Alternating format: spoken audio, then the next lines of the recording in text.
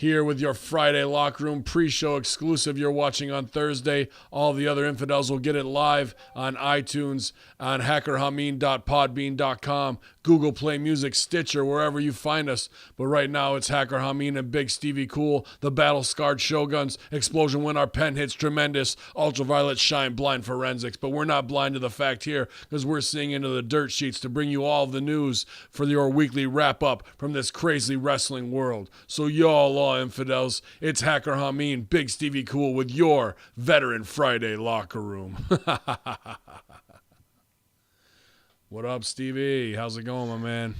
It's good. I hope we are going to be recovered by the time Friday rolls around from SmackDown flu. Yeah, I think it hit us pretty hard this week. Dude, it hit me bad yesterday. I mean, coming back from Canada, working, just having a great time up there on the infamous Jay Moore Babyface World Tour with Congo Kong and my man Phil Atlas, just raising some hell, and then working the Megan Brothers show, and just a crazy event that always is. And then, dude, to drive back 5 hours, get home 4:30 in the morning, try and sleep a little, get social media done, get up, watch Raw, then SmackDown, then do Russo. It put me down, bro. Even old Hacker has his breaking point, and I think I reached it on Wednesday. This week was strange because you would think we kind of hit our groove a little bit there for a while, and there was nothing really unremarkable, or there was nothing really so terrible or so good. Yeah, I guess being unremarkable is much more torturous than when we can say, wow, that was, you get almost excited about like how bad it is in a way, if that makes any sense. Right.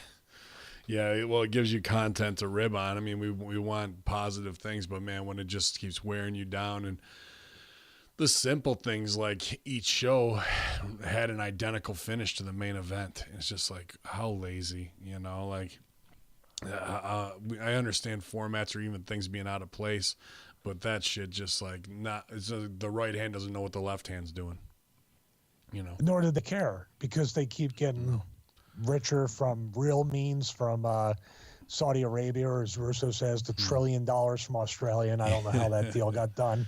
Yeah. I want them to write our deal for the History or Travel Channel. Yeah. And then, of course, the $1 billion or more if they get this other show that Fox wants over the next 5 years.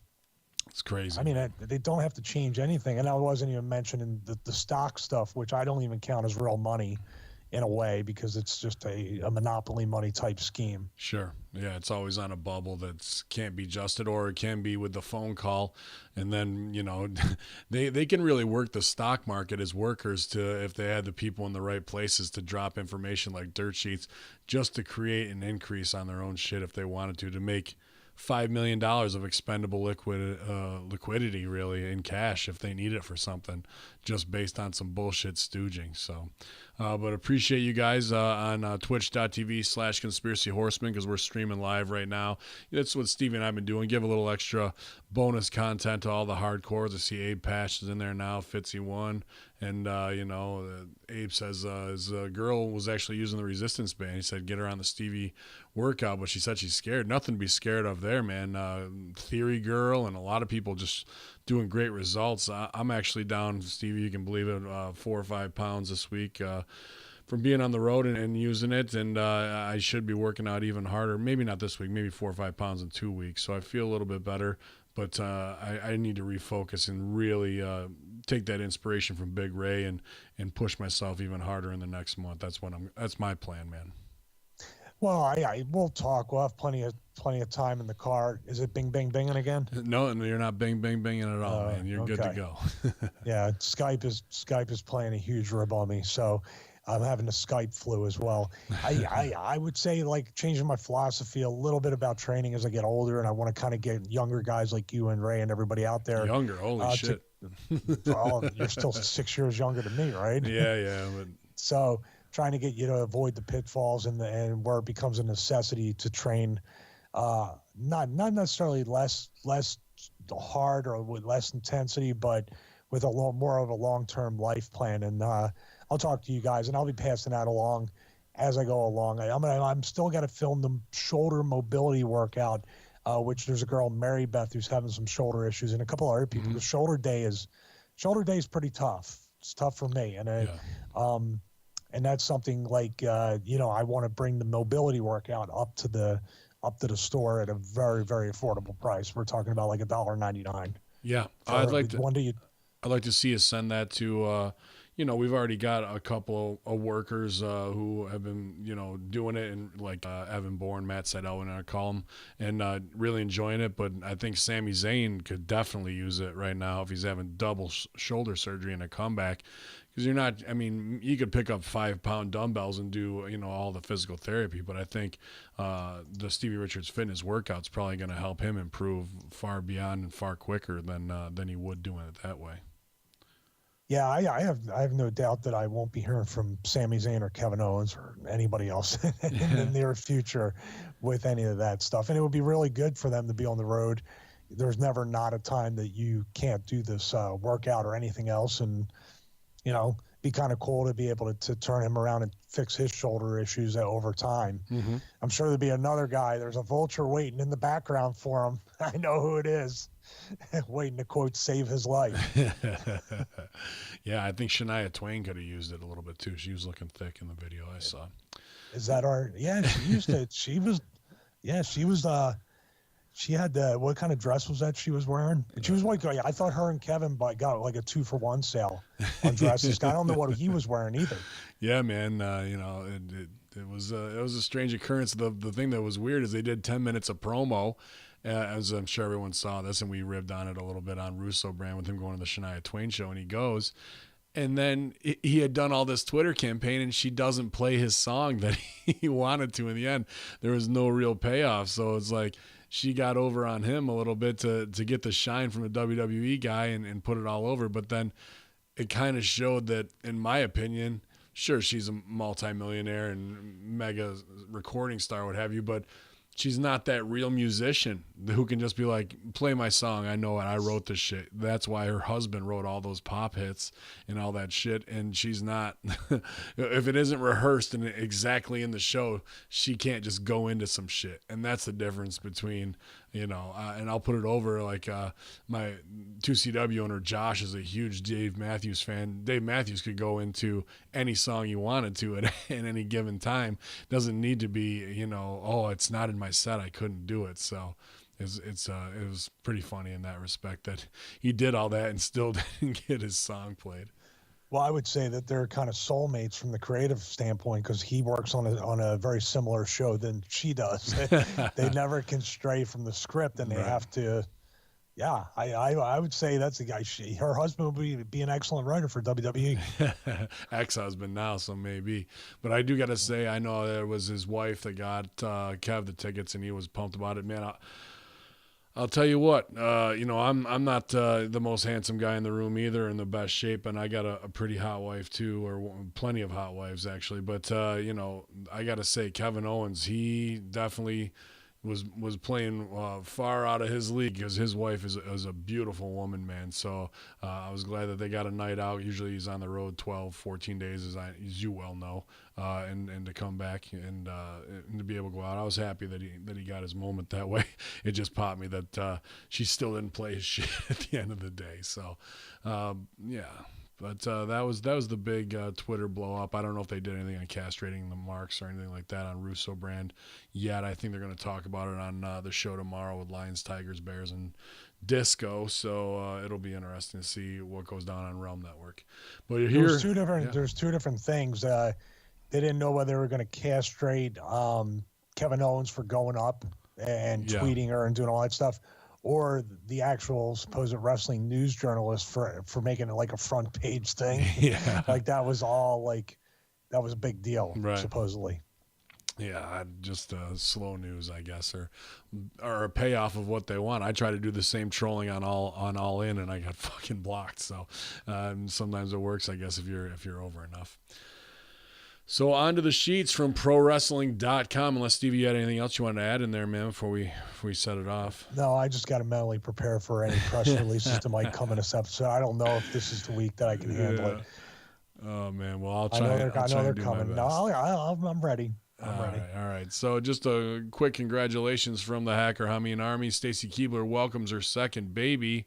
Photo of it where they did the up close with the hands of everybody and the little baby, and even the other younger brother there. So gave birth to her second child. Not a lot of info, but it says born at home on 6/18/18. Our sweet little man Bodie Brooks Pabre entered the world. His spirit melts our hearts where we feel beyond blessed. So family of four, hashtag family of four, hashtag second home birth, hashtag welcome to the world. Welcome to the world, kid. It's carny as it gets. But yeah, I think she's doing well. Obviously, posting on Instagram 10 days later and home birth. Interesting that way, I guess, when you can afford it or whatever it is, that's what you're going to do. I mean, it's super expensive to even have kids now. I think they said it's like 30 grand to have a baby at the hospital now. Nuts. So. Well, I mean, a Band-Aid is like $550 in the emergency. I'm saying the market doesn't necessarily if they were going to self-pay, which they might have done at home, it might have been a lot cheaper to do it that way. Might have, actually, yeah. So I wonder, I'd like to get her on the show and see if like Clooney really is like a CIA like stooge or whatever. Because there's a big joke like you send Clooney in whenever there's a country, back in the day at least, and she was his friend. Yeah. At one point, I guess that's what you would call it. I don't know. Yeah, I totally believe he is, man. I'd never even looked at that guy as like, oh, he's the greatest actor, and everyone puts him up on high that way, like Boys with Obama and all this shit. So I think there's definitely something going on with that. Also, in that same article, it says WWE stars went go-karting through the streets of Tokyo. Xavier Woods have shared the following videos as stars in Tokyo, Japan, and the upcoming live events at Sumo Hall. During the clips, Woods, Kofi Kingston, Becky Lynch do real-life Mario karting through the streets of Tokyo. Pretty interesting. I didn't watch the video or not, but they're all dressed like Wario and all that kind of stuff, Yoshi and whatnot. So looks like a good time. I don't know how the people of Tokyo feel about it, but if you're into that video, go check it out. I remember traveling, and I remember like I was so tired all the time from going to the gym, flying, and they travel quite a bit. I mean, it went right from TV to Japan. I mean, it's crazy how much they're traveling. I just can't imagine. Vince put it to us on Tuesday night when it aired on Wednesday, if we would go back. I hear stories like this. Is like once I land after a 13.5-hour flight with like a 6-hour layover included on top of that, I just want to go to the room, go work out, rest, and do my match. I don't know when they have the energy to do this kind of stuff. And also probably half of it was when I go to the building, like, who do I have heat with? What am I going to do? Who am I getting mad at? Are they going to bury me this week? I mean, that wears you down a little bit too. So yeah, I'm glad they're having a good time. And everybody, he's monetizing the fuck out of that gimmick, the video game gimmick. Yeah, I can't believe he's not really a major spokesman for everything right now, of where you could go with that is just insane. We talk about getting on these Comic-Cons and all that kind of stuff later with our show, but dude, it seems almost like he could be done with wrestling and just be a video game ambassador and be out there doing incredible things. Well, he went to E3. He goes to all the E3s. He goes to all the Comic-Cons. They all do. And I think he, if I can remember, he did like a laptop commercial, didn't he, for a gaming laptop? I think so, but man, it just seems like he could be Mr. Video Game, like doing the Conan O'Brien thing and, all that kind of stuff, dude. Like, he's got it all right there. Even have like his own console, like the up, down, down console, people would buy it and shit. I could see it going that route. Well, and you said he has a future in movies too. Yeah, he's got a big career. Big career on that. As noted, this week, WWE is currently holding tryouts at the Performance Center, and the following video has been released featuring NXT star Johnny Gargano offering his thoughts as he sits in on the tryouts. We'll see if this audio plays or not. Good rib on me. Whoops. Superstar Johnny Gargano. Johnny, this morning you watched the promo portion. Oh, good rib. Wait. How do you think it went? Well, Wade Keller's about to have an orgasm just off from talking. I heard that this particular tryout was doing promos first, and I had to see that. I remember during my tryout, it was the most stressful part because what we do in that ring, like, it kind of becomes second nature. But when you get in front of a camera, especially for people who've never been in this environment before, it is kind of overwhelming to see a lot of familiar faces and see them excel and see them do very, very well given the circumstances. It's still mind-blowing to me to be here in this environment every single day and get to work in this building. And for these guys, it's an amazing opportunity. I remember the first time I set foot in this building, it blew my mind. And now to be able to come here on a daily basis, pretty freaking cool. So this is a cool opportunity for everyone. I was glad I was able to come in and view a small portion of what they're going to go through this weekend. But, I think we got a great crop and pretty cool. Pretty cool. Thanks for your time. Johnny Gargano at the tryouts today. I wonder if, some of the rugby players and shit that they signed even know who the hell Johnny Gargano is.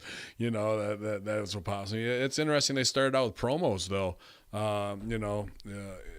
That's where I know I'd shine absolutely out of the gate, and then hopefully impress somebody, and then they'd see me wrestle, and things would go downhill quickly from there. But yeah, I was talking to some people who were pumped about it. We'll see which way things go. Also, the Forgotten Sons, WWE Blake at the WWE Blake says he was there and giving him some advice why fireman carry drill translates to your tryouts and why it's important. So obviously for scoop, slam, strength, and also posting on guys, things like that, I imagine. But yeah, what are you thinking about tryouts with these guys now, man? It sounded like a very noisy, long day. And that's all.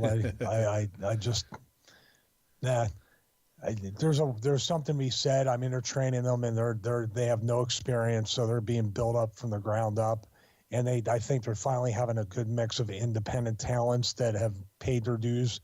There's no such thing actually probably as paying your dues anymore. Everybody pretty much pays to learn how to wrestle. You only got to train 3 months, and that's it at this point. 3 months. I'm still waiting for that fisherman suplex. I know if they've built anything up in the past 6 months, it's been that fucking fisherman suplex. They've been teasing that for actually probably still tune in the show to see it. So yeah. If you're not familiar with the iconic, devastating fisherman suplex, neither am I. I have yet to see it. But, the Performance Center is a place where, God, I wish I had access to everything outside the ring is even more impressive than what they're offering inside the ring with the Performance Center, strength and conditioning, training room. They even have, I think, supplementation, nutrition. They put people on a schedule. And I made that point before that it's such a great NFL, pro training atmosphere that when they come up to the main roster, I'm always interested to see their body and how they look and take care of themselves when they're finally set free from the nest. They have to find their own gym. They have to find the schedule to eat properly and rest and do all that stuff. I've seen a few times, a few guys have looked a little soft here and there, and then they got to get themselves back into shape.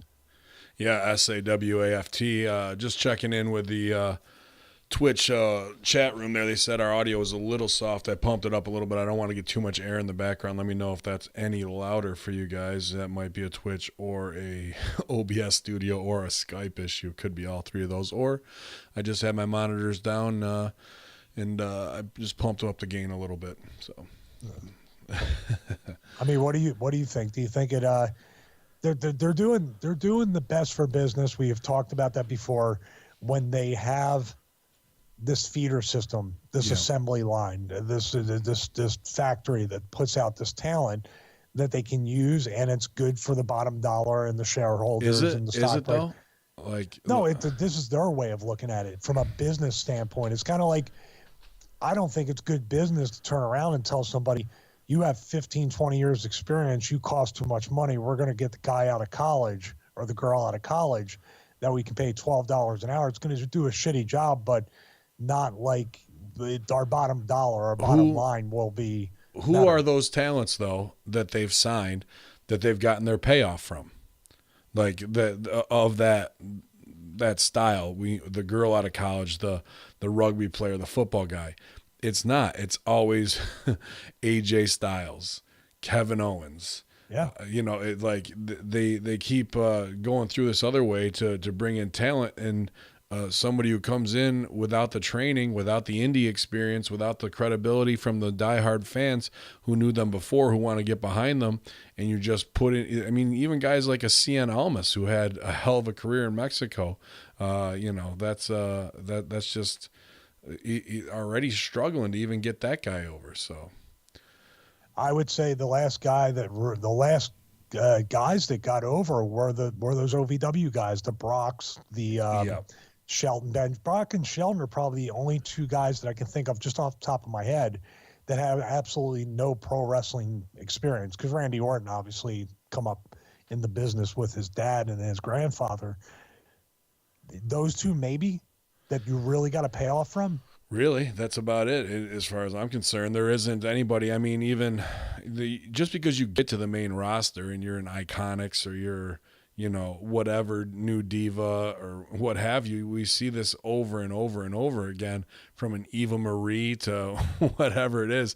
It never pans out. Even guys who have a little more experience, like Big Cass and Enzo, it just doesn't work out at the end of the day. So, if they want to do that, continue to take that loss, maybe it's a bigger tax write-off for them. It balances the book some ways. I can't understand how it would, but just strange that they always go for the wrong crop. And this, even with Tough Enough, I had an issue with that last one of like, all those people they brought in, sure, they got Velveteen Dream out of it and he's over now, but that's the only guy in the competition pretty much that gave a shit about wrestling. I guess there was one girl from Storm Academy, so I don't want to say that, who knew even their basic history and knowledge of what a chin lock is and how to put an armbar before they even got there.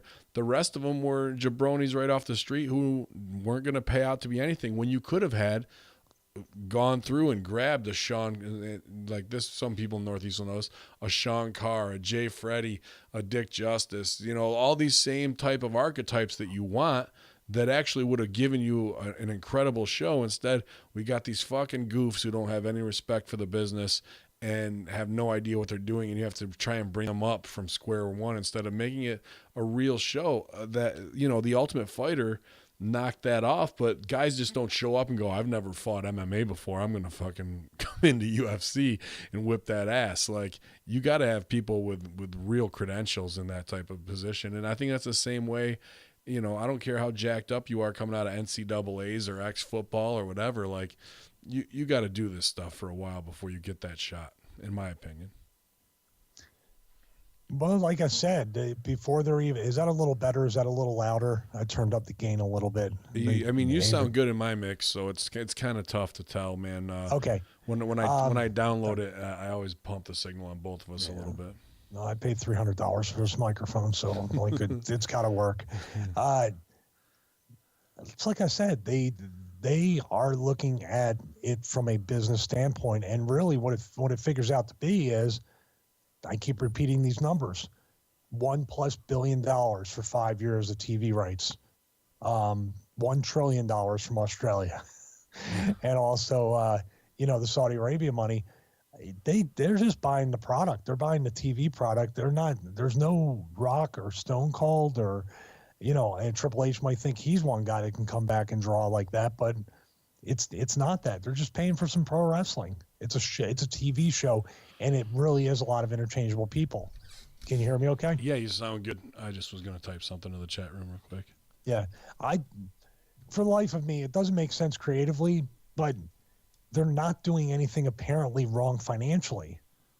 Now if they had to succeed or fail on houses, merchandise, pay-per-view money like they used to, and not the stock and not all these other outside sources, because if you look at it, man, yeah.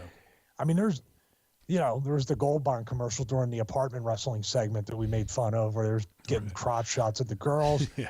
There's a Sonic commercial. There's a CarMax commercial. There's a Dollar General commercial. There's a Snickers commercial with they are fucking Madison Avenue, man. Yeah. And who are, if they would just come out and say that, like, okay, well, you think the product sucks, but we're making more money than ever. Road Dogg doesn't say that on Twitter or any of these other guys. They make it sound like it really is a lot of effort put into the show. Right. And the characters are really created these guys and girls in the performance center, I'm all the way on the other side of it. I'm looking at them and it's like, all right, great, you're going to get there. And all of a sudden you're going to realize that I'm not allowed to be as good as I can be. There is a glass ceiling. There is a machine. It's a fake business. You can't do a Colby Covington and make your own spot. Well, the other part of that too is you can get over in NXT and be an indie darling, and of NXT, I guess, if you consider it indie. But like then you get to the main roster and you're fighting all over again. It's like all that confidence you had and you thought you were over. Look at its sanity in 2 weeks.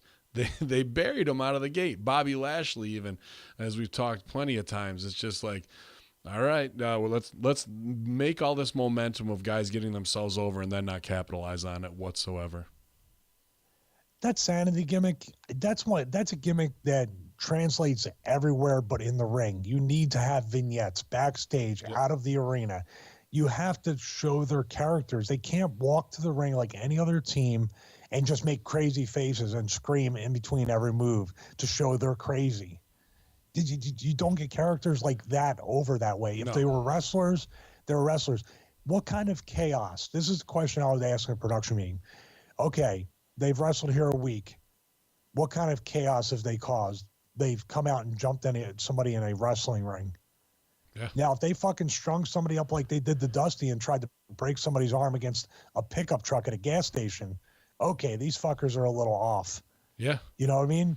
Yeah. And they need somebody that then you want to see them come out and wrestle. But then it's like you said, I'll put a frame in your way. Okay, they're crazy. They're insane. There's all this crazy lighting backstage. They're going to bring chaos. They're going to they make all these big promises of how they're going to change SmackDown forever. And then the bell rings. And then the bell rings.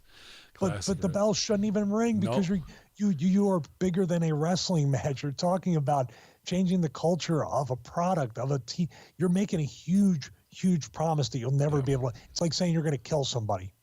Not a big fan of Eddie Edwards doing that over and over again on Impact. I'm going to kill him. I'm going to kill him. Yeah. You're not. You're never going to. The people are not that stupid. So you're already, as a babyface, not fulfilling a promise. Right.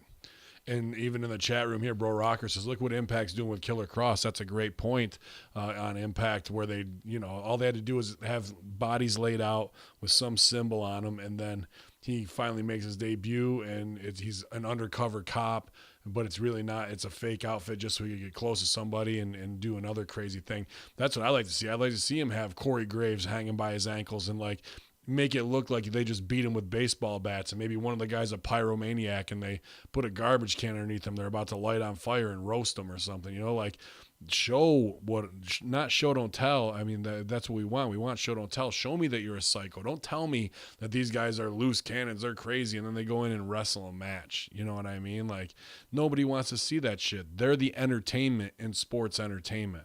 Let your sports guys, give you clean finish and clean wrestling. If you've got psychopaths, that's just how it is. And that was probably my favorite Botchamania thing this week, too, was the missed whisper in the wind or whatever it is from Jeff Hardy on Eric Young. He missed so hard, dude. It was so rugged. But I'd rather be missed by it than hit by it. Broke my fucking nose one time. Did it? Oh, yeah. You think he controls his body coming down? Come on. I just started doing neck breakers. I haven't heard anybody yet. We got a lot to get to. Report. Well, you did a wrestling move, so you must be crazy. Yeah, I'm crazy, Did bro. you scream afterwards? Yeah, yell, I was like, did you see that? WWE SmackDown's move to Fox Sports might also include NXT moving to a new home. WWE held a conference today to discuss yesterday's announcement of the new landmark TV deal, which will see Monday Night Raw remain on USA Network and SmackDown Live move to Fox Sports in October 2019.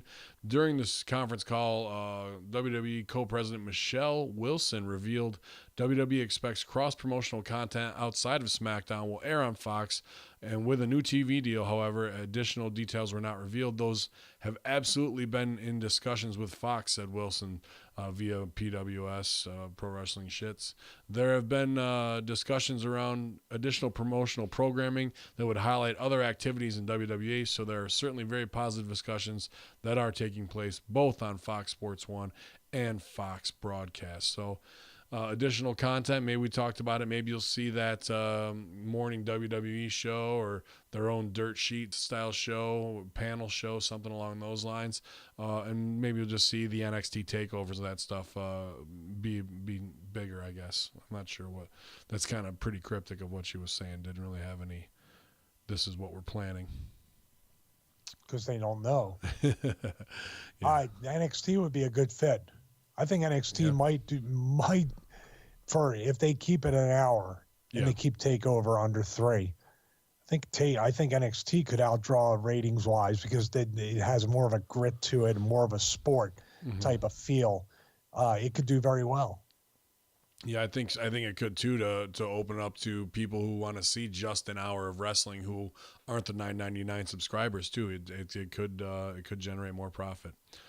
Why this week is make or break for possible Brock Lesnar UFC return. The very latest on his status is seen on Raw this week. GM Kurt Angle announced the planning multi-man main event in Extreme Rules has been scrapped due to Brock Lesnar's contract issues as it pertains to his next Universal title defense. While we mentioned this earlier in the week, it was reiterated on Observer, and everything we are seeing with Lesnar on WWE TV is all storyline, and there are no actual contract issues between he and WWE. The idea with his story is to further make Lesnar a heel by having him threaten to leave WWE and return to UFC with the Universal title still in his possession.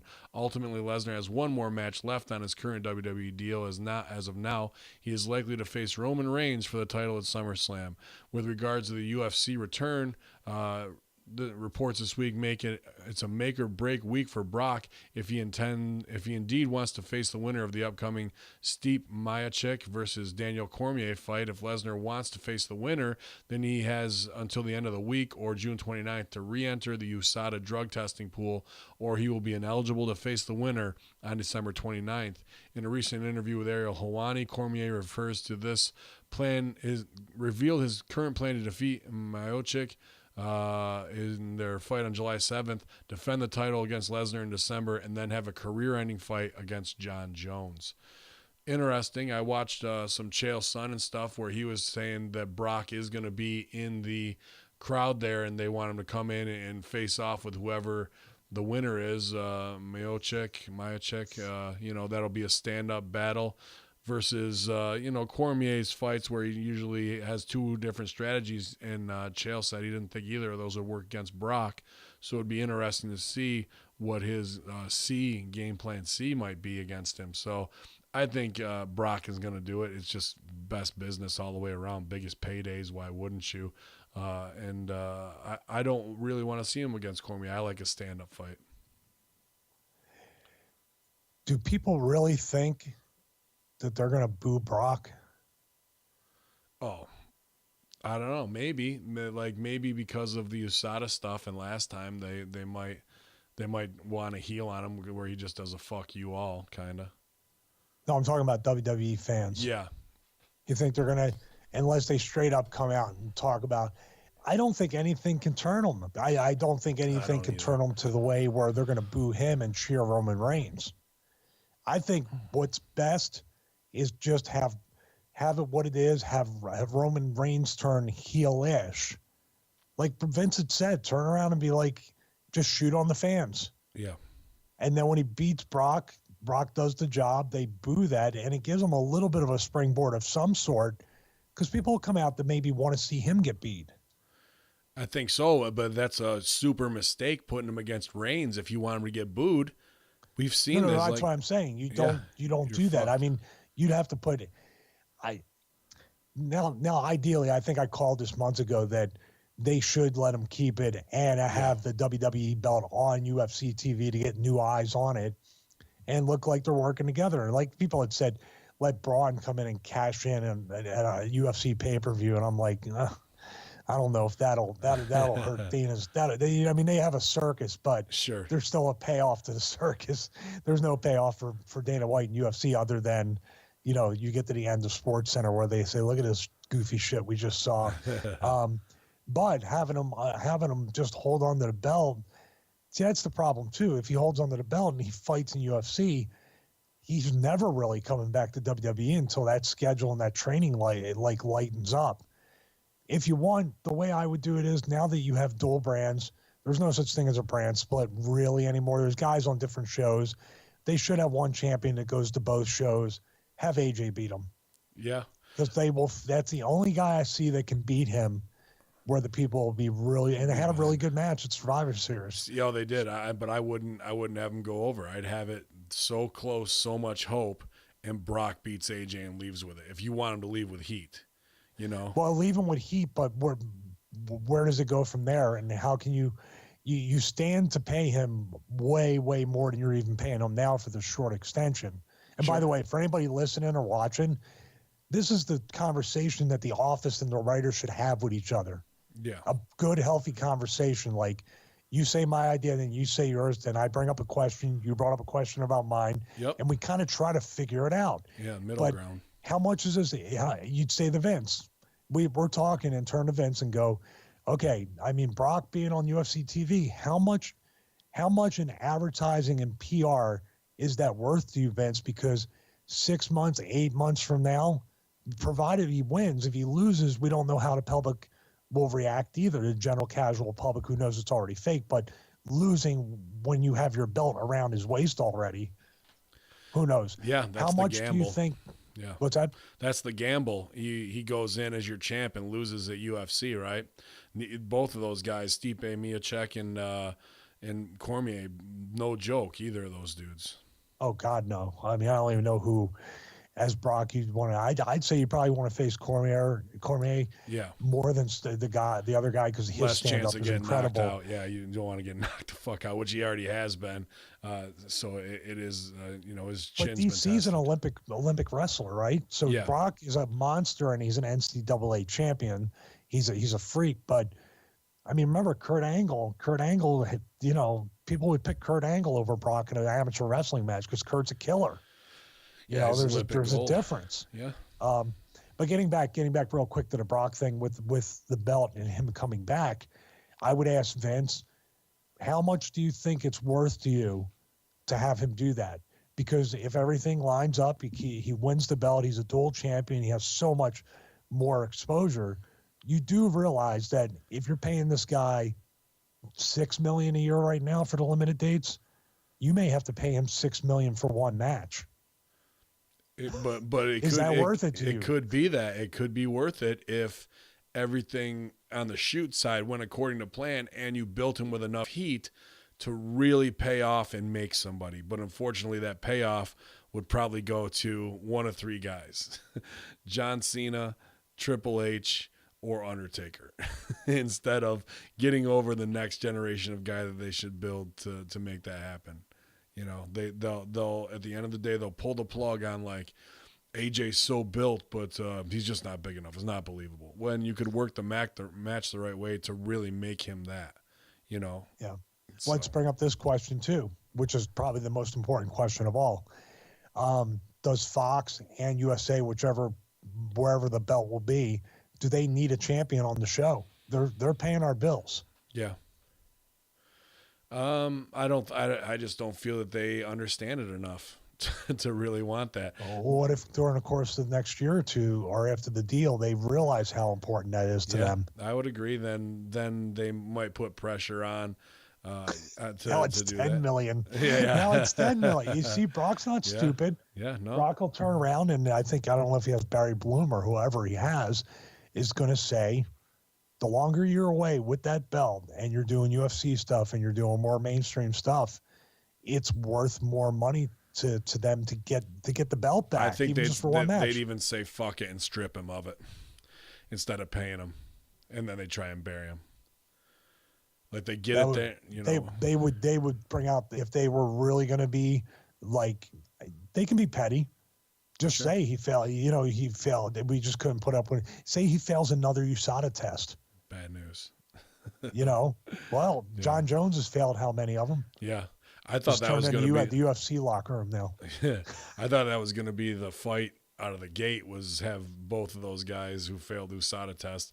Instead, they're going to actually put him back in the mix as a contender here instead of just doing a one-off freak show thing. So we'll see, man. It'll be interesting. I like all three of those fights, and I think build an AJ to be the one and then still lose is far better than having Roman Reigns, because you're not going to get any of the wrestling psychology payoff that you want to further business that way.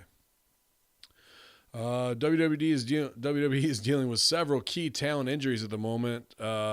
Here's an update. With regards to Shinsuke Nakamura, after suffering a bite from a police dog this past Monday in Bakersfield, California, Nakamura was given immediate aid and then taken to the hospital following the attack. Nakamura was subsequently pulled from the Monday Night Live event and Tuesday's SmackDown tapings, and as of this writing, he is still not cleared to return to action, making his status for this week's live event in Japan questionable. Oof. Nakamura is scheduled to face AJ Styles for the world title at one of the Tokyo Sumo Hall shows this weekend. And when the bout was originally announced, tickets sold out in record time. Ooh, that's Bad Bear. Jeff Hardy is also dealing with some sort of leg injury stemming from a botched ring entrance at the SmackDown taping on the 17th. WWE has been protecting Jeff in 4-way matches on the road, and Hardy is seen visibly limping during the bouts. Hardy is also said to be dealing with a nerve injury, which causes numbness in his hands. WWE star Sami Zayn underwent surgery last week to repair the right rotator cuff. We talked all about this. Zayn suffered it back in Montreal when he came out in his debut match against Cena in Montreal, and just dealing with his chronic issues, 2 surgeries. And then WWE star Oney Lorcan suffered a broken orbital bone at the NXT TakeOver in Chicago, which will be undergoing surgery. His return on timetable is unclear, but it looks to be like a few months. Shout out to Oney Lorcan, one of my 2 CW brothers as well. So pretty hardcore. Also, there was, let's see, what's that guy's name from NXT? The big scary son of a bitch. Lars Sullivan. Lars Sullivan busted his jaw, and he posted a picture of that on Twitter from I believe it was NXT TakeOver Chicago. So below kind of his teeth right in the front, not on the side there, which is a bad break, but not that any break there is good, but that's actually a worse one to have. So it'd be interesting, tough to wire it that way. So right now, a lot of guys hurt with some strange injuries, and I gotta say, getting bit by a police dog, probably the number one strangest. I would agree with that. That style, man, especially the I saw that match at TakeOver. There was a lot of rough kicks and knees and strikes. So that Oney Lorcan guy, nothing would surprise me at this point. And then Lars Sullivan, that ladder match, I thought did him in. He got busted open there. But you're talking about Chicago. He wrestled again. Yeah, and they're just going out there trying to impress. This would be the question. I think I asked this before. Like when we were watching the Gargano thing with Almas, and then the one with Ciampa, the 2 he had with him. What's the payoff? What's your payoff? Like, what's your bonus for working that style match? They just want to Meltzer 7-star show steal and have people talking, so it gets them up to the main roster to do those overbooked, not just one overbooked finish, but like they do 5 dips and guys are just taking insane knees for low money, like doing these WrestleMania. We want to steal the whole show WrestleMania weekend, so people are talking about us. Well, your business should do that, not just the fact of, holy shit, he got powerbombed on the concrete and his head fucking smacked off it like an egg. Like, not a good look, man. If you really want to get to the main roster and be the top guy, that shit punches your bump card so much, dude. And, I can appreciate the heart and passion of what you want to do, but work a lot smarter instead of a lot harder. If you're really that great of a worker, then you shouldn't have to do half of that shit to try and get over, man. Or save it when you get a big payday like WrestleMania or the Raw. Yeah. I don't even know if those exist anymore, but yeah, say, okay, this is going to be a big payday, so I'm going to do it. And then when you don't get the big payday, say, okay, all right, message sent, got it, right? That's what a normal person would do. Yeah. Not say, oh, I'm going to work even harder because, the marks that come into Best Buy are going to say I'd stock the shelves better than anybody else, so I'm going to do it for the love of stocking the shelves. Yeah, and it's just the fact that you're taking such a crazy, great, insane risk to do that stuff and then not be called up, and then if you are, to be misused. So you just took this risk and did it so to maybe get a little moment in history, but you know, there's no big payoff at the end, and you just took a year or two off of your career doing it. You know, not smart in the overall long view of things. Looks like Raw is sticking on USA, as I reported earlier, and will continue to be 3 hours. So that'll be punishment enough for me. Good rib. I do a reminder, SmackDown, they're trying to get the 3 hours too. On 3 hours on a Friday, I can't, especially if I have shows or whatever. No I can't way. do Fridays after 3 hours of SmackDown, and you're on the road too usually on the Yep. weekend, so that would be pretty tough to do the Russo thing. Yeah, would have to do watch Friday, go to Monday, record Tuesday. You know what I mean? So it'd be watching SmackDown first into Monday, but I'd have to watch it on a Sunday afternoon or something. There's no way Fridays, if we're on the road doing shows, that it's even possible to do that. So I think that's a bad move. Like 3 hours and then on a Friday, nobody wants to just sit in and watch wrestling on Friday nights. Kevin Nash said it best. He goes, I can't ever sit down and watch a show that requires a catheter to get through it. Neither can Papa and I can't be on one. I think he took 2 piss breaks last night. What is up with that? Yeah, he's got small bladder. You know it's going to be great. I'm going to rib him while he's talking and he's presenting.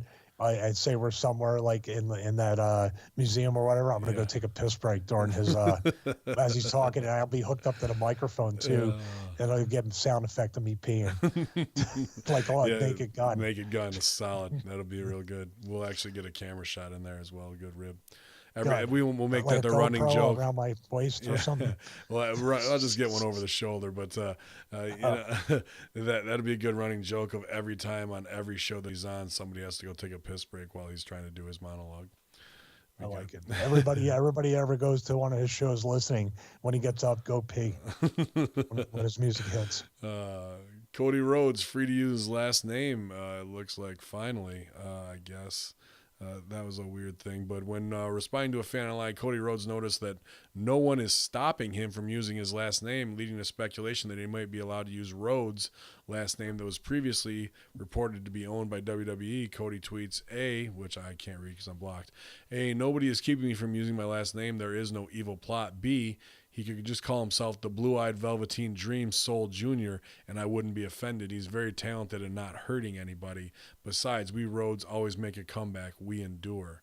That was off of a fan asking him, can we take a moment to realize just how much of a dick at Vince McMahon is for not letting at Cody Rhodes use his last name, Rhodes. Meanwhile, Velveteen Dream is referred to as Dream. Nothing against Patrick Clark, but come on. So Cody taking the high road that way. If he's so anti-establishment and so, into putting his dad over, I would use it, man. I would absolutely use Rhodes instead of Runnels or whatever he wants to. I mean, just pretty much going as Cody right now. So, American, whatever it is. And I just was watching that Kevin Nash, some shoot that he did where he was saying who's a dick in the industry or not. He buried Dusty pretty hard, man, compared to other guys you think he wouldn't too. So, still some sour grapes over the Oz stuff, I guess. Ember Moon has a major issue with Chase Bank. WWE star also becomes a new U.S. citizen, so it looks like Maurice Mizanin noted on Instagram she's officially become a U.S. citizen.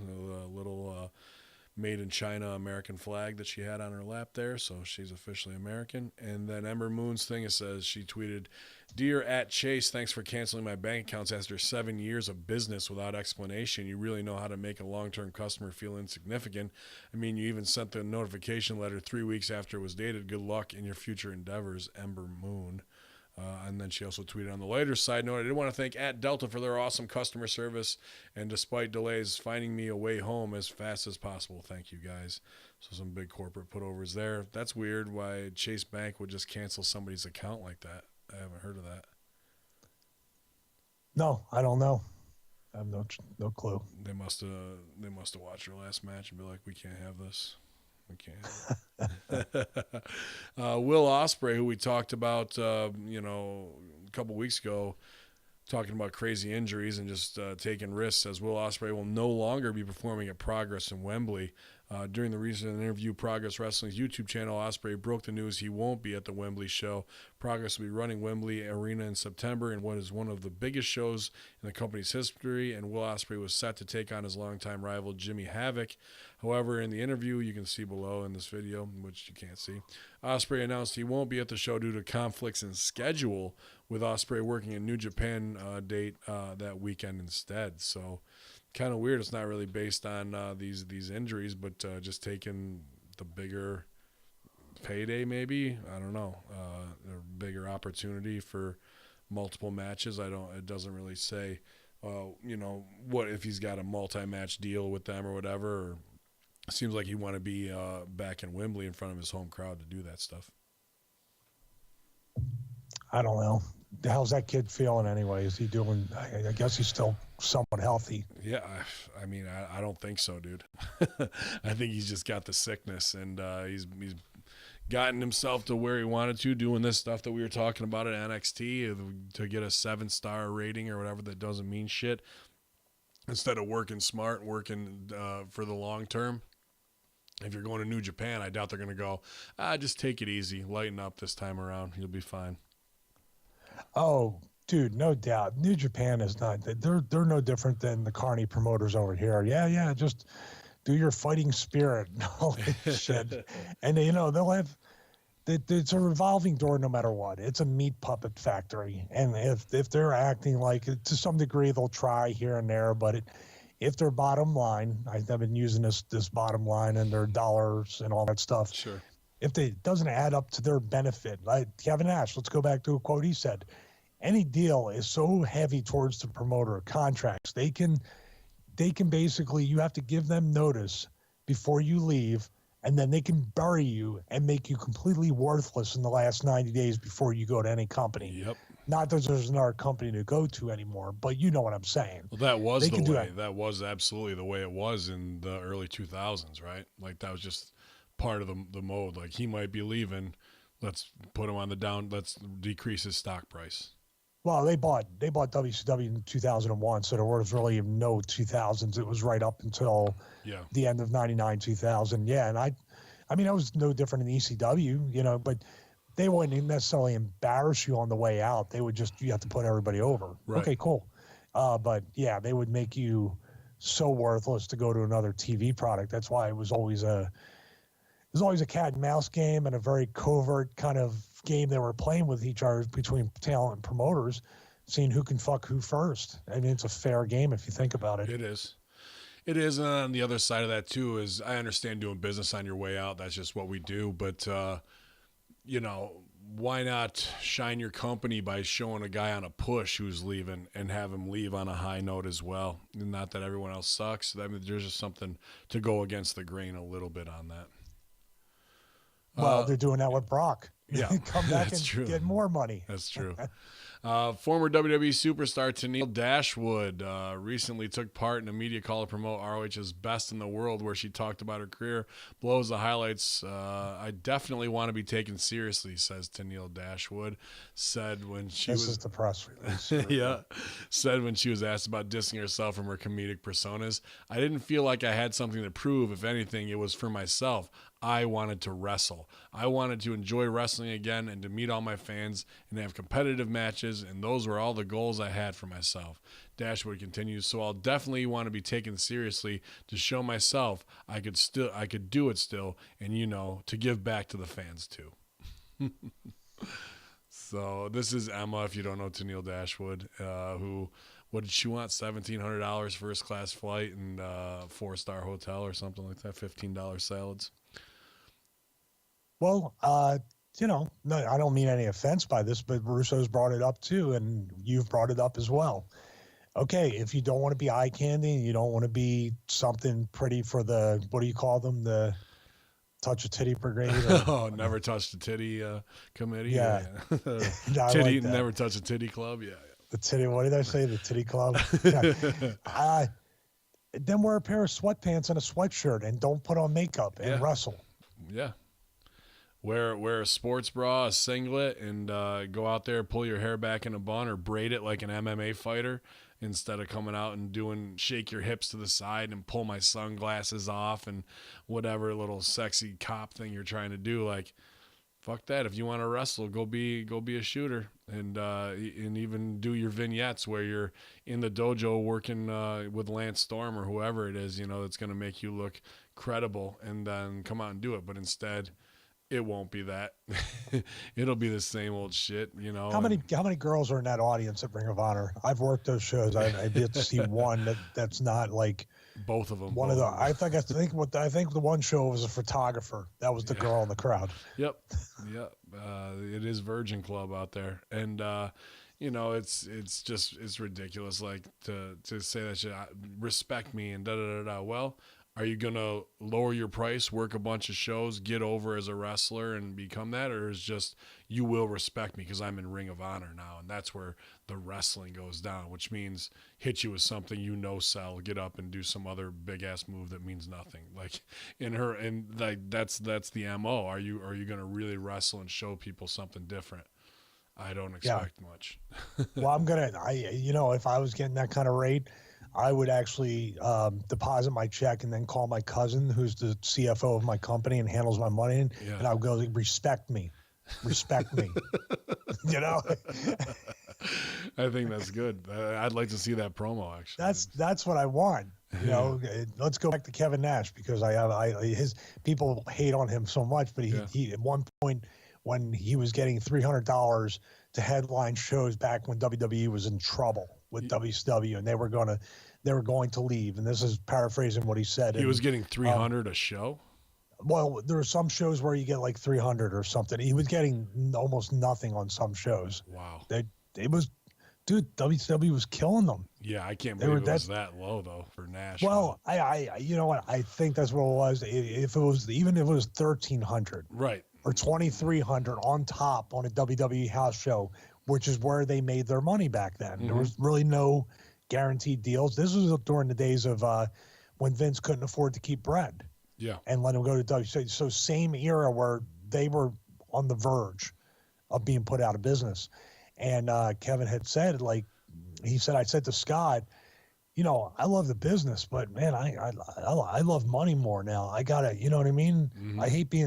I don't want to be the starving artist anymore. No, I feel that's kind of where everybody wants to have the feel good quote of, it's kind of the world we live in. Everybody wants to say something that's going to make somebody feel good, but nobody wants to fucking say, this is the way it is. This is the truth. And I wish I knew that kind of stuff 10, 20 years ago, because I wouldn't have taken things personally, and I would have handled my business and not been distracted by so many things that emotionally affected me. Sure. So yeah, that's what I'd tell her. I would say, man, it's great. I'd build it up hey, it's really cool that I'm working every weekend and getting my asking price, because then you're sending a subliminal message out saying people are fucking paying me this price. So that's it. Yeah, I don't know. Hey, I'm a mark and I want to work good matches. You're like, oh shit, $400 maybe. I don't think ROH is paying that $1,700 a match from her. I just got a feeling, So, The Rock is set to battle Star Wars. Oh boy. As we noted months ago, The Rock announced this week Jumanji 2 will be opening December 13th, 2019. And a new report from Variety.com points out the release of the sequel will come one weekend before the release of Star Wars Episode 9. Variety points out that after coming in second during the premiere week to Star Wars The Last Jedi, the first Jumanji film accomplished an unusual feat of climbing to number one in its fifth weekend and remaining at the top for the following 3 weeks. That I saw both, obviously not that same week, but the Jumanji thing popped me because they do all this and they build a good heel, and then The Rock never kills the heel in the end or goes over. We don't get a to be continued type thing. He just disappeared from it, and that was one of the first movies I was like, they didn't even do oh, he's dead, but then the hand rises up and he's still alive. We're coming back for Jumanji 2. It was just, sight unseen. Rock saves the day, and then that's it. They get back to civilization, and whatever happened to the heel. It was just a weird So not even I'll get you, Rock. No, there was none of that. None of that whatsoever. So, and then the latest on Ronda Rousey's WWE schedule during her suspension. I knew you were going to be ready for this one. Ronda Rousey is now 21 days away from returning to WWE TV from her storyline suspension. Wait a minute, it's only been 9 fucking days. It's only been 9 days. Oh my God. And while her TV status between now and then is still up in the air, she is still appearing at all advertised WWE live events. Super suspension. According to the Observer, Rousey has been added to and removed from several upcoming TV dates, including the Extreme Rules pay-per-view in July, so it appears as if WWE intends to keep her off TV while she serves out the suspension, but have her work all live events in front of a crowd. All right, I heard the last part.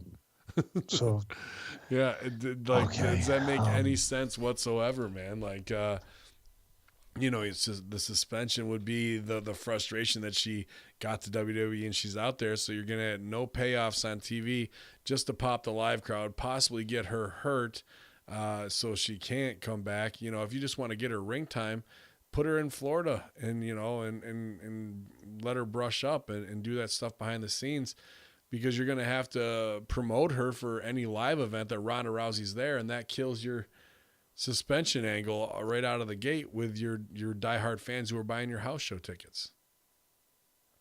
Yeah, I mean, now they're trying to drive house show business. I guess. What, right? You're taking an awful chance of her getting hurt on a house show too, and now, what's going to happen? Stuff happens, man. People, the timing might be off. They might be tired. They have her going. Is she going to Japan, or did she go to Japan? I imagine she probably will, especially if Nakamura's on the shelf. Yeah. I don't know. I actually want to hear the transcript. Excuse me, I'm allergic to press releases. I just want to hear the nurse or the doctor asking Nakamura what's wrong. Maybe that's our next Master Shoot Theater. Nakamura in the emergency room trying to explain what happened. I'm down with that, man, for sure. People seem to like this week's one though as well. Get some good feedback on Twitter. So you're paying this girl millions of dollars. That's our assumption, right? It's got to be million plus. Yeah, probably. I bet too, but yeah, sure. She performs well. When it comes, maybe that's going to be her strength, because you don't have to do any talking. You can basically do physical matches, but you do take a chance on wearing down a talent that you want to get the most out of. And did she sign a deal where she has to work house shows? I guess. I mean, we saw it. She said she didn't want any special treatment when she signed that deal. That one. Wait, time. no, she signed it. She signed the same contract. Let's split hairs. Right. She signed the same contract that when it was stooged off and exposed that she's been manipulated by Triple H and Stephanie, and she was being used, and they were just going to bring her in so they could beat the bitch or do whatever. Yeah. And she signed that contract instead of coming back with the one Kurt might have redrafted. Yeah. So she did it in essence. Yeah, they basically said we're going to make this bitch work all these house shows, and she signed that deal. Pretty much. Oh God! See, now it all plays out. They are geniuses. They're creative geniuses. Former WWE star Caitlyn, real name Celeste Bonin, recently spoke with Chris Van Vliet. And you can watch the entire interview above if you go to ProWrestling.com. But during the interview, Caitlyn noted she had been training for a possible in-ring return, as well as working on developing her in-ring skills, including working as a heel. She noted she had been a career babyface and being a wrestler versus sports entertainer. Caitlyn noted she is a wrestler, but hinted at a possible WWE return when she said she would be a sports entertainer in the other company. Caitlyn was also asked about her relationship with CM Punk and AJ Lee, and she noted she is still very close with Lee and went to see Punk fight at UFC 225. Caitlyn noted that Lee has a lot of great stuff going on in her life right now. When she asked if Lee might go back to WWE after Punk's lawsuit had ended, Caitlyn laughed and said, "I don't think so." She reiterated that Lee has a lot going on in her life. She really doesn't see that happening, but also said that she cannot really comment on the situation because that decision is ultimately up to AJ Lee. She's a shooter, gonna work heel. All these top wrestling females that we've seen so many times. That's I don't really care if I see AJ Lee in a ring again, man. That era of like these little girls who were like 115 pounds, even though Alexa Bliss fits that mold, so I won't say that. I guess I'll have to eat my own words on it. I just would watch them and be like, dude, I just want to see some big sisters from the mall come on down here and lay waste to these 115-pound girls that we're supposed to believe are badasses. Well, they're Nia's a model too, so even your big girls are now models. Everybody's beautiful, except for me. Backstage news on why WWE might make a big play to sign the Elite. When do their ROH deals expire? In the latest edition of Observer, that idiot Meltzer noted that a big story to keep an eye on this year. I hope that's what the article said, word for word. Okay, it is now. It is now. That a big story to keep an eye on this year. The future of the Young Bucks, Kenny Omega and Cody Rhodes, when their current Ring of Honor deal expires.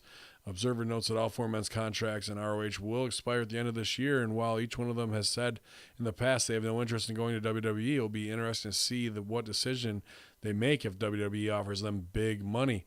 The report points to WWE likely making them big offers to the ROH and New Japan standouts as a way of putting a halt to the growing business of ROH in New Japan. And while New Japan certainly is positioned Kenny Omega and the Young Bucks as keys to their global expansion in the future, WWE can always make much bigger money offered to the talents compared to what New Japan can offer. Factors that will weigh into any decision made by Omega, Rudes, and the Bucks include working fewer dates for ROH and New Japan than WWE, having more say in their creative direction outside of WWE, but the major contracts they would sign with WWE could likely never be matched by any other wrestling promotion. What do you think's going to happen, man? Bullet Club going for real this time, or are they going to say, nah, I got little kids and I'd rather work select dates and still continue to be the industry bad boys? I think as a group, what they see what happened to Gallows and Anderson should be a sign. Could be, because those guys were Bullet Club. Those guys had a hell of a push in Japan. They came in. I mean, they came in kind of as a favorite of AJ, right? Didn't AJ say sign these guys? I think were they there before AJ or no? No, they were there after AJ. After AJ, so yeah, it could be. And I think they just wanted to pull them. And I know Gallows is a master politic, or I don't know Anderson that much, but I think they probably were like, we'll do our own version of it, and then they just turned it into Blew It Club so many times, where they had the window of opportunity 2 or 3 times, just like they had with what do you call it? Finn Balor. Yeah, with Balor and with Harper and Rowan and and them and you know, they just dropped the ball over and over again instead of putting them over when they should have. I think Bullet Club this time around will be undeniable, because once you got the Bucks and you've got I don't know about Cody, but and Omega together, that's almost undeniable. They'd be fools to split them apart, but I'm sure they want to curb that Hot Topics t-shirt sales shit. They want to definitely hurt ROH and New Japan. We already saw what they did to ROH with the show in New York City at MSG, right? Just with one phone call. So why wouldn't they? I think, I love the fact that we do this, by the way. This is the way, I'm going to repeat it again. This is the way that these conversations, these healthy debates should occur in a creative meeting with WWE or anything for that matter. I don't trust that they're going to do the right thing. I think no matter what, they can deny them because Vince has enough money, like you said before, to deny them. Yeah. He can bring them in and pay them. He can pay them to hurt WWE or hurt New Japan instead of help WWE. As far as the building, I would say that's a little bit of a conspiracy theory. I think it has more to do with the fact that that's their hallowed ground. Like if Lucha Underground tries to run there, or AAA, or whoever else the same thing would have happened, whoever did it first. Now, there's so much in the bubble, I think they weren't aware of it until someone stooged it off within the office. Right. So, and if they really, really, really wanted to hurt ROH, like I said on the Russo show, they would have waited till the weekend of the show, or right before, and had the fire marshal come in, or told my MSG, no, they're not running there tonight. That would have hurt ROH. Right. I think there's I don't know. I see it as the knee-jerk reaction where it got stooged off. They're running there. Oh, you think they're running there? Fuck that. Give me the phone and make a call real quick. They didn't even. They were so had their hair pushed back by it that they didn't even want to wait and play the big strategy of like, we'll fuck them over. You know, when it comes to, you know. Well, that's why I mean it had more to do with running in their building than hurting the competition. Right. I think they could have done both. They just were short-sighted because they're always wanting to do that. And no offense to these guys I'm about to mention, because they're all better wrestlers than I am. Maybe not better workers or character guys, but you know, I feel like that's why they took a Roderick Strong, Bobby Fish, Adam Cole. Who else did they take from ROH? Kyle O'Reilly. Like these guys, to me, you know, they got their cool guy clique and they were in ROH and they did their thing and they were, you know, honorary Bullet Club bros or whatever they are, like all the good looking, you know, boy band type wrestlers is how I kind of refer to them as. That was a move not to be like, you know, I'm not trying to shit on these guys. I'm glad they got jobs and stuff and they're providing, but I just don't see the money written on them when those guys would ever go to the main roster and someone would be like, look at these dudes, man. Like they're the next it. They're the next it factor of what it is. I think those guys all getting signed out of ROH at that time is a move to hurt ROH. And sure, those guys congratulate and they capitalize on it and they're going to make the most out of their NXT time. But man, what is the end game? I don't think WWE is like, I see the next Shawn Michaels in that kid, I'm bringing him up. You know what I mean? It just wasn't like that. And Gargano and Ciampa, those are the two guys who, like we talked earlier about, have that indie cred and brought that there, but they also did real business for themselves, even though they were taking a lot of unnecessary risks. So with that being said, and the styles being similar, and two of the three guys being much smaller than the three guys you just talked about, right? What's going to keep that at least the Bucks from them saying bring them to NXT, because they are more. NXT is more of that New Japan style product. It's more of what those fans watch. And you know what? Takeovers now are more frequent than ever. Yeah. They still got to fill up 15, 16,000 seat arenas. They can get a payoff from them. There's merchandise going through. Maybe the NXT on Fox deal, this could be a good. It would be worth the investment then.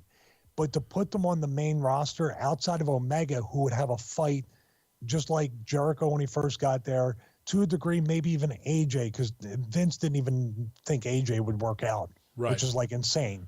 So Omega, with his strange, he has a very strange kind of charisma that Vince might not get. I'd say 100% he's not going to get it. I don't think he got AJ until, you know, it was shown that the crowd wanted him so much. And that's the thing. It's the same. We don't know what the fuck we're doing, but they kind of do. And if we just watch it and it unfolds organically that way, now let's ride with it. And is it Omega in the year 2021 who's on the cover of the new video game because of how he can get over in some matches with AJ? It could be. And could the Bucks come in and lay out all those guys from ROH and Omega comes in with them? You know what I mean? We even do a Too Sweet with Kevin Owens and like really start to build it the right way. You gotta put it in the hands of kind of the Supermark fan writer or someone who's been following this the whole way along to get all of the value out of the details of the last 7 years of Bullet Club to finally get that to where it needs to go and pay it off. I still say that I would caution those guys, and I do know something about this. I would just, if you're going to do it, just be prepared.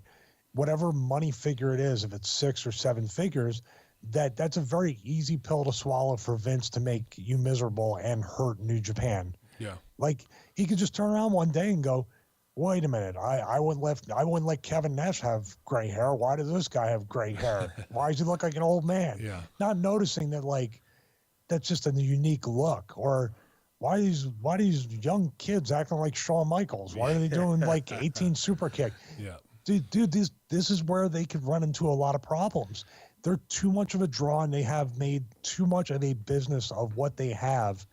and it's not going down. They have sneakers, they have Sure. Funko Pops, they got they got every piece of merchandise that the '80s wrestlers and more had Right. through Pro Wrestling Tees and Hot Topics. Dude, why? Do you I mean, think do you think they could actually get that in their contract of we have limited creative control, and even if we have to sit down and explain to you why it is that we can kibosh, that's not going to work for us. Do you think they could get that at this point? I just think that the contracts, as far as, like I said before, anything that's written on that without the cachet of a Bret Hart or someone that's been there forever Right. to have that courtesy, they don't care to be like, okay, well, yeah, you're right. We got to really rethink this. So we're gonna sit you guys home for 6 months and we'll try to rethink this. Mm-hmm. Do you totally see them like film us like, oh yeah, well Yeah. we got to really take our time with this, and then like the longer they're off TV, it hurts New Japan or ROH or whatever. Let's put them in NXT. I think their style will be better down there. Hunter will handle them. Yeah, They'll be over, I but agree. you're working a harder style and you're not getting the, like AJ is making millions of dollars right now. Yeah. And they'll be in NXT making their guarantee, but not really having any upside for bonuses. I could see them, if they really wanted to, and this is, possibly, but working Triple H and like bringing it in with the Too Sweet stuff. And Game is so pumped to be a part of like the cool kids shit Oh, again God. in Bullet Club. Like, couldn't you see it? And like, that's where the push comes out of. If they really wanted to, I think they could do it. Who knows? We're all speculating about it. I would just say that I would come out with BX for the Bucks instead of DX and have the whole thing. I would honestly look at their bank accounts. I would look at what they're doing. I would look at how much their business has grown, which I'm sure the Bucks especially have done that. Yeah. And I was like, Omega, and even go back to New Japan and say, we want to stay. What's it going to take? Sure. You can end up with an even sweeter deal than you had before and working whatever. Especially if they want to break into America. That's the big thing of what it was, right? They need those three guys more than anybody. They do. Yeah, they'll be fucked without it. Yeah. So you have to think right now, like, what's the quality of my life going to be? Having your own freedom and being like rich, making a ton. You're making a ton of money doing exactly what you want, when you want, and where you want. How much more is do they really have the bug up their ass to go to WWE and make That's it what I was there? going to They're say. already- Let's get back to what we originally started with Russo on Realm Network this week, of how he asked and laid it back out of would you go, what would it take, da da da. Now here's guys, that's a different question altogether because they've already got all of the pieces of the puzzle except one, which is what every wrestler wants. I mean, you were there, is to get to the pinnacle, to say I was WWE, even if it's misery to some degree, to have that stamp on you. Is that the last piece for them to feel you complete me? The completion of what their life's journey has been. I don't know. There's never been a situation where some act or acts, if you count, Omega and them separately, these acts have been so popular and financially successful, and they're running a 10,000 seat arena. Mm-hmm. They're going to do all these different things, and it just keeps growing. And they have an instant distributor with Pro Wrestling Tees that creates their merchandise, and they have Hot Topic, which is one of the biggest, still somewhat of the coolest, trendy stores out there that kids go to. I don't know, man. I mean, do you go in and then they go, okay, we'll give you a T-shirt for now, and we'll see if you get over. And then you got to wait a full year for the game. And who knows if the game, dude, they're in Fire Pro too. Omega might be getting cut a nice check for Fire Pro. Could. He should be. He's on the cover, and Buck should be in it. There should be certain licensing deals for Fire Pro World. Now you're on a roster with 60-yard guys, and those royalty checks are not what they used to be. No. Yeah, it'll be an interesting fall, I think, as things move. I'm going to DM one of them, just to ask him how much they make, so we have a little bit more information about what we're talking about. I think it'll be an interesting October, November, with the rumors swirling about what they're going to do going forward, and to see what other political moves WWE makes against New Japan. How long do we spend talking about them? About 15 minutes. See, that's about probably 10 or 12 minutes longer than they would speak about the whole roster. And then the other 7 hours, 45 minutes would be about Hunter. Well, you got to know what's important. And speaking of Hunter, WWE, when back in the Cruiserweight division was resurrected to follow WWE Cruiserweight Classic, WWE announced the brand would be exclusive to Raw prior to the division getting its own show, 205 Live. According to Insider, when Triple H took over the running of 205 Live, he made the decision to pull the Cruiserweights from Raw so they wouldn't be overexposed on TV. The move was also made to protect talents and help change the perception of the division as a whole. So that was Game's call. And to be honest with you, I don't miss them on Raw, where I'm like, oh, where's the Cruiserweight, what have you. But then again, now I don't even think about them at all. You know, from Tozawa to what's the Umbrella Kid, Gallagher, Yeah. to you know, Kendrick, to anybody. I mean, they're just sight unseen because I'm not watching that show, and there's no like reason to really tune in because there's no business getting done. So Raw, I think, is better without them. I mean, better like stubbing your toe versus chopping it off. But like you know, it's just strange now. Well, those guys are properties, but they're all devalued, and I don't know. You know, from the time when it was Rich Swann, Cedric Alexander, bang, bang, bang, bang, like, and those guys are putting on good, you know, pre-show matches on the big pay-per-view events, but now we don't even have that. Well, you missed Leo Rush, actually. Rex. I watched it during cardio this morning. Okay. You know, because I was like, I'm interested to see, you know, for everything that he's said and kind of being a goof on Twitter with the stupid stuff. Mm-hmm. But he did get Emma that sweet indie payoff with that tweet. He got her a lot of exposure. So, yeah. But Sure. he had what I would say would be, he was a character. He had charisma. He played off the gimmick that he was doing. He had a couple good catchphrases post match, and the match was, he didn't do any flying stuff except for the splash at the end, but just the way he moved was so like, you have to watch the match. It's probably on YouTube, but it was a lot of like, the stuff wasn't dangerous, wasn't crazy. He had some kicks that had, but he would do stuff in between as a heel, and it was kind of natural in a way where he wasn't trying to just be, "Ooh, look at me, I'm smart." Right. He just kind of was like very swarmy and stuff like that. So I was impressed with his debut, and it made me want to watch him on there again, which means next week he'll be pin clean in 1 minute. You know, we got him over. Now he can put people over. You just buried him. You just buried his whole thing, man. Yeah, don't go running the creative. Say, oh, look at what Steve Richards said about me. No, that's not right. Don't do that. And then you'd be doing tweet apologize, dive, repeat. Pro Wrestling Shits is reporting former WWE and Impact star Alberto El Patron was sued by a man for allegedly injuring during a bar brawl in 2016. Says while returning to his table from the restroom, plaintiff noticed the defendant, Jose Alberto Rodriguez, flashing his rear end to the other patrons in the establishment. Upon a return to his seat, which was close in proximity to the defendants, an altercation broke out, and the defendant and the individuals that were present with the defendant began to assault the plaintiff, Alex Pardo. As a result, the plaintiff had to receive immediate medical attention and was transported to the hospital by means of emergency medical services for further examination. Alberto has denied this side of the story and instead claims he is the victim. Alberto's lawyer filed a response with claims that Patron said a female companion of Pardo's approached a woman he was with, speculating this would be WWE's Paige, for a photo. The woman asked to take the photo on the way out, but more people in Pardo's group allegedly approached him and said the photo op was owed to the woman, and things got heated from there. It was stated that Alberto attempted to resolve the situation, but Pardo threw a glass at Alberto's head and caused multiple lacerations. This caused the entire group to start brawling, and Alberto was attacked by Pardo. And after getting to his feet, Alberto's lawyer claimed Patron was protecting himself and defending himself against Pardo's attack, deeming it necessary to protect the people in his party against Pardo's use of unlawful force.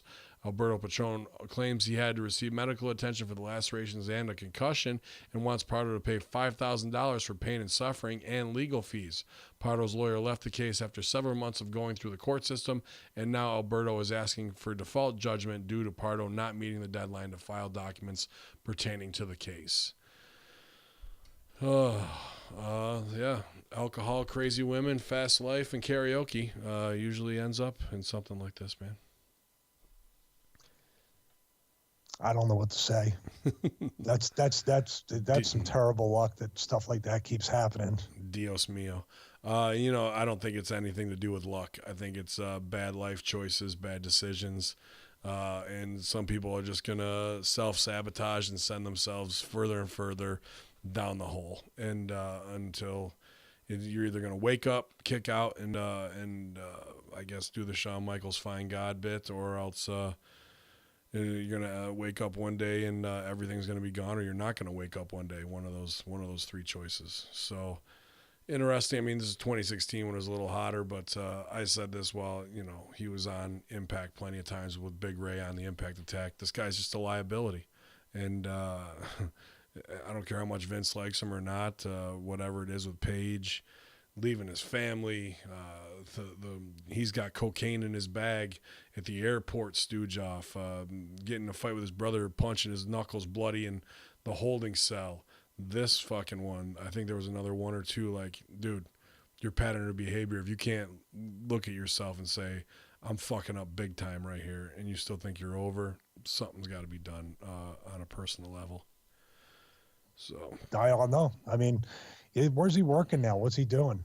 I don't think he's working anywhere. I know he was trying to politic to get back to the E, and then I'm sure the stuff with Paige saying, get away from me, I don't want you in my life, probably didn't help. And other people were like, not a good time, and they probably baby-faced him and then just said now's not the right time. So I think the only place left for him to go is Lucha Underground or New Japan, really. I don't think ROH would take him. I don't see him fitting in there. And then the E's not, and I don't think Impact would. Yeah. Well, Emma ate up that whole budget, so they can't even pay him up to what she's getting. Yeah. Yeah. I'm looking at this tournament for Dynasty. You're in the tournament, and I could have been in. We could have like run through these guys easily, and we still may. I've got some big plans set. So. Who's the Punjabi Lion? He's a good athlete, actually. He was on a show 2 shows ago, and I hope that I don't have to face him, because I'm going to have to do something real dirty to get over on him. So we'll see. Who's he got? Joe Gacy in round 1? Jay Freddy. But I'm looking at Robo the Punjabi Lion. Sounds like a one of those little robots they had. Remember those Sony Yabo robots or whatever they're called? Yeah. So that's a pretty good name. Wagner, is that Slick Wagner Brown? Slick Wagner Brown's in the house. I think he's got Gacy. Then Jay Freddy, former 2CW. Oh, you're getting it all wrong here. I'm going to read it down. Justice and you. Yep. Richard Holiday is going to rip R.I.P. because he's wrestling Slick Wagner Brown. So good luck in your funeral. Yeah. Robo the Punjabi Lion versus Jay Freddy. And Joe Gacy versus not a Wino, but a Wayno. Oh, Wayno, yeah, the Dynasty original. So, yeah, it'll be pretty interesting. I know when I get by Dick Justice, I'm hoping to get Jay Freddy a little 2CW serious beat down that way, where Freddy, he's kind of Davey Richards. He's kind of Dynamite Kid, but he's definitely not Hacker Hameen. I got the weight advantage on him, the size advantage, and he's been in Japan and done his thing, but that doesn't, I've watched him for 5-6 years. I got Jay Freddy all figured out, and that'll put me right in the finals. Hopefully not against Slick Wagner Brown, but I'd like to get in with Joe Gacy, who's been ducking me for 2 or 3 years now, saying he could take out anybody in the ring, and I offered the challenges plenty of times, and he bitched out. So that's my plan is Dick Justice, get in all my shit and crush him, no problem. Jay Freddy, teach him a lesson, and then I want to go over on Joe Gacy, become the new Dynasty tag or world champion as well as tag champion. And I think with you in my corner, it's possible. Yeah, I'll be there, and then popping on, I'll be fucking talking about his stupid 99% of the gate meme that he does every time. Somebody who won't be there, but he may come to Dynasty one more time, is a friend of ours. 48-year-old former WWE superstar Gene Snitsky recently announced that he's set to retire from pro wrestling after doing a few more shows. So maybe he'll be at Dynasty. He was there not long ago. Snitsky said he's jacked, man. Jacked, My God. bro, jacked. He says Snitsky wants to spend more time working on his weight training and appearances, as well as more time with his girlfriend after his retirement. Snitsky is probably best remembered for his feuds with Kane and Lita soon after his debut in Raw in 2004. After his release in 2008, Snitsky's mainly wrestled on the independent circuit, as well as a brief stint at Impact in 2004. Also got his own beard oil company, but man, the picture in here, he's lean as I've ever seen him, super vascular, veins everywhere. Was a great guy at Dynasty, and he just says he kind of has lost the love for the in-ring stuff, and also, honestly, he doesn't know where wrestling's going. He just wants to thank all of his fans.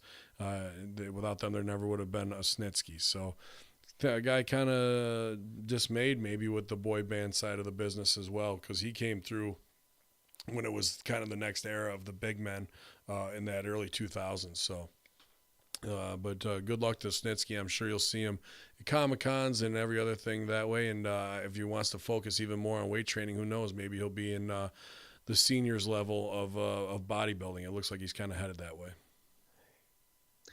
Yeah, he was a guy, and I think I can kind of talk about a little bit about what he's feeling and thinking. And it's nothing negative; it's very positive. Mm-hmm. He also has a supply store. I see him promoting a lot of posts up there. I think he has a business up there too.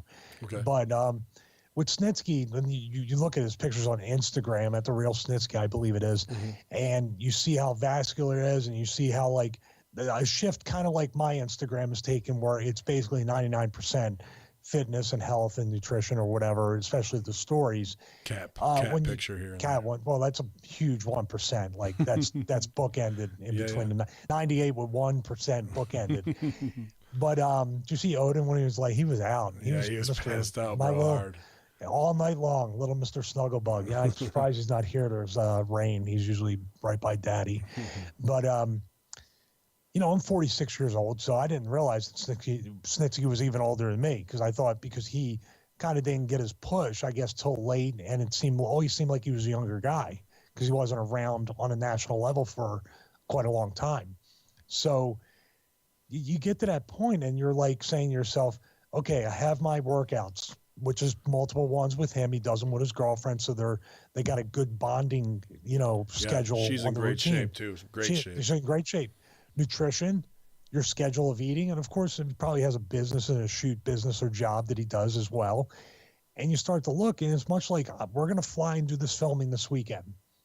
And it takes me a day to get over staying up past 8 or 9 o'clock at night with Russo and you. And that's not because I'm old, it's because my schedule, my body, my fitness, all this stuff. And I'm sure taking bumps less actually hurts more than taking bumps. I should say taking bumps less often rather than frequency is actually almost worse, because you don't have that toughness or that callus type of stuff on your body to build up over the conditioning part. I feel similar than he does too, like where fitness is kind of like becoming more of my life. The Conspiracy Horseman is definitely something I'm looking at to be the full-time thing as well. Podcasting, doing the TV stuff, wrestling, and once again, what are we beating our bodies up for? You got to ask that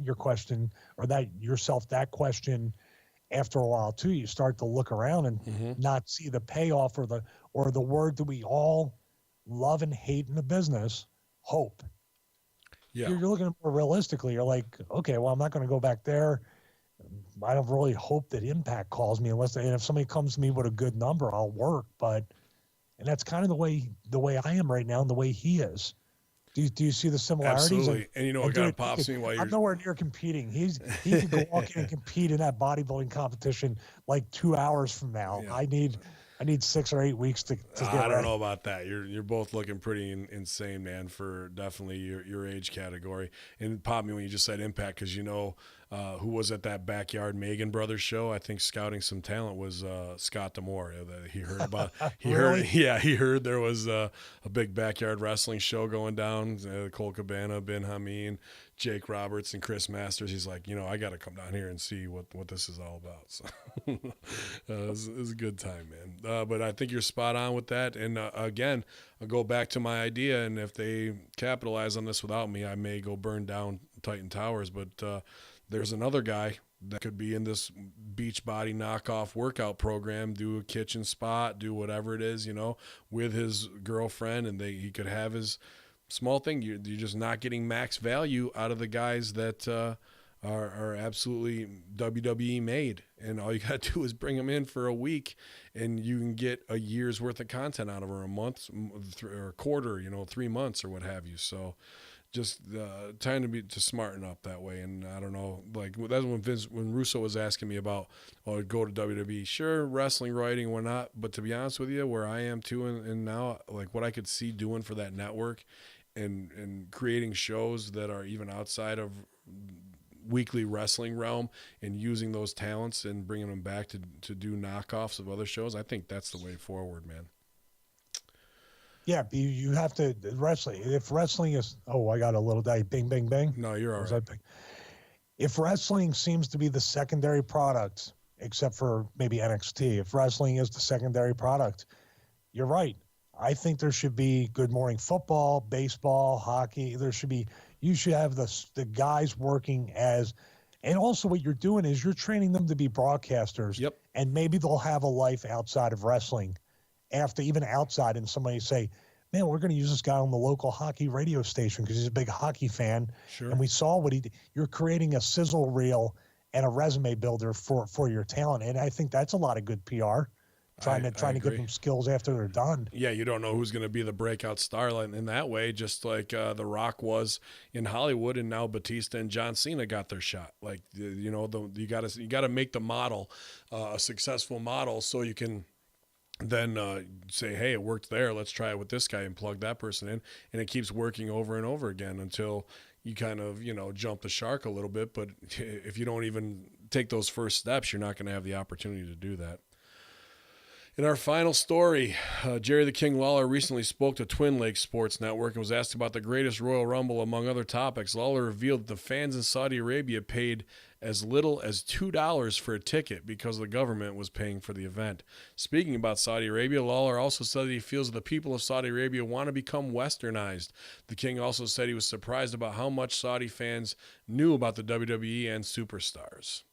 So the greatest Royal Rumble leaks continue. They want to become westernized, but then I saw this week they are lifting the ban and women are driving, but then an upper level politician said something of what she wore, which wasn't revealing at all, going against the women's code of what you're supposed to be wearing in public, and she left the country because she was fear for death threats against her life. So one step forward, two steps back at the end of the day. But they came out of pocket, or possibly even Rumsfeld's money, out of his bank account to pay the 200, what do they pay? 200 million for that one WWE show. You had said they paid for it, and it was a series of shows that were promised for that money, right? Yeah, X amount. Well, it's a shame they weren't opening up one of their gentlemen's clubs that you talked about before, or else they would have been too focused on that. Well, not women. I think Finn was over there. That's how he got a bruised ass this week. You might have seen that shot he posted online trying to put the heat on somebody else, but. I don't know. I think either went in for a raise or else he was doing some private dancer stuff as well. So we'll see how that works out for him. I doubt he's taking any more ass bumps this week. I want to know what your first thought was when you saw that picture. I think you sent in a message, but I remind everybody out there. What was my that he went in for a raise and he actually got it. That was really your first thought? No. My first thoughts were how many butt sex jokes can I come up with and what's going to be the most high level one. And the answer was a lot. Well, I got a lot of jokes, man. I think when you said that, like he went in for a raise, and I said, or he just celebrated. This is him celebrating after getting the raise. Yeah, it could be all. What those is that? things. What is that? Does anybody? I mean, I don't even know if. I would imagine back in the day, even if you set a load wrong to somebody, you would get tons of heat, or you could do anything as long as somebody wanted to have heat with you. You give them any sort of reason to rib you. I would imagine it's still a locker room to some degree that you give anybody a reason, kind of like Papadon always gives us a reason. Sure. He's a gift that keeps on giving.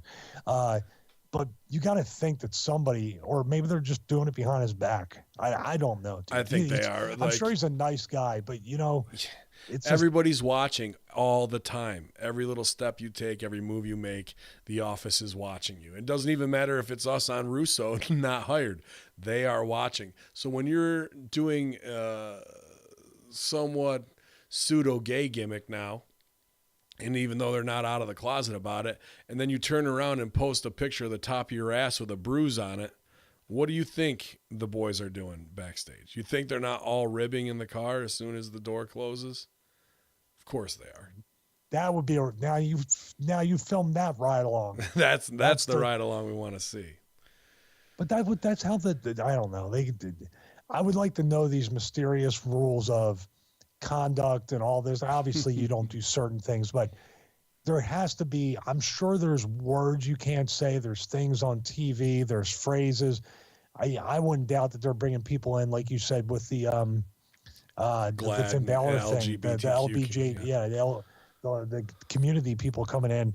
And imagine if you're there and you're like, it's a long day and you're flying all around and everything, and now you have to be taught how to speak. Yeah. Like not how to cut a promo, how to speak. What pronouns you can use and all that, so you're not offending this community. I get it totally.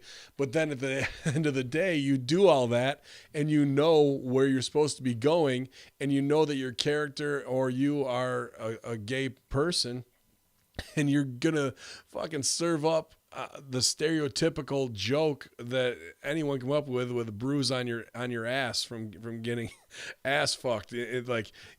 There's things you don't need to put out there, especially, if it was just any other random wrestler who wasn't doing that, those jokes would be there. And especially your character, why would you put that out there? Agreed. Well, I'm glad I don't know, man. These are 3-hour car rides, and I'm sure these discussions will come up as we're driving from one shooting location to the next. Yeah, man, I'm sure they will too. I'm actually almost looking more forward to our own on the road with the boys this weekend, and just having some good laughs. It's going to be a great time with GGPP and Big Sal and you as well, man. Having a lot of fun together this weekend at Dynasty. But y'all, infidels, that's your Friday locker room with the veterans, Hacker Hameen and Stevie Cool. All the news from ProWrestling.com. We appreciate that over there. You guys putting that up for us and letting us use your news. It's going to be a big fitness weekend. I'll be sucking in my gut while the master himself is here from StevieRichardsFitness.com. We'll be hitting it up. Stevie, let them know what's going on, man, aside from this weekend. Sure, you can go to StevieRichardsFitness.com, the 12-week resistance band training program. I just shared a picture of Lisa Torch, who's one of the first people to invest in the program. 59 years old. She looks incredible, and it's been a really motivating and inspiring thing to see her progress down to her goal. Not quite her goal weight, but she's under 140. So she's lost maybe 40, 45 pounds. Yep. In the past few months. So that's good. And, she's been doing it at a healthy pace, so that's good. And she's got a good foundation to do anything she wants in her fitness journey.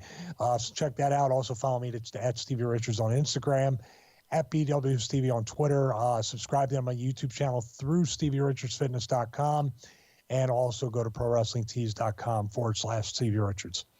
Yeah, a lot of you guys. It's at Hacker Hameen on Instagram. Definitely tune in because we're putting up a lot on our stories this week. All of our social media at bin_Hameen on Twitter. We're going to be just flooding you guys with a lot of fun stuff. You never know who's going to buy a $5 face slap because we're right here in the town of morons, and I sold plenty of them last time. So there may be a lot of new videos up there at Hacker Hameen on Instagram or on Twitter at bin_Hameen. Got all the new Conspiracy Horseman shirts from the merch table this weekend, but you can get yours if you're not going to be at the show at prowrestlingtees.com/binhameen/your-throat-infidels. Just wanted to say thanks again to all the promoters in Canada this weekend. Had a good time up there on the infamous Jay Moore Babyface Tour, crushing those Canadian infidels. It was a good time. And to be with my Conspiracy Horseman brothers this weekend at Dynasty Pro. So y'all all infidels, it's hackerhameen.podbean.com, iTunes, wherever the best podcasts are. Brought to you by 350daysthemovie.com all month long. Brought to you by Stage Time Trivia. Get over there, use the code Hameen for 10% off. And I got to go oil my beard from CanYouHandleBar.com. All those products they sent me as well. But y'all all infidels, we'll see you this weekend. Bring your $5. Get your moron face slapped.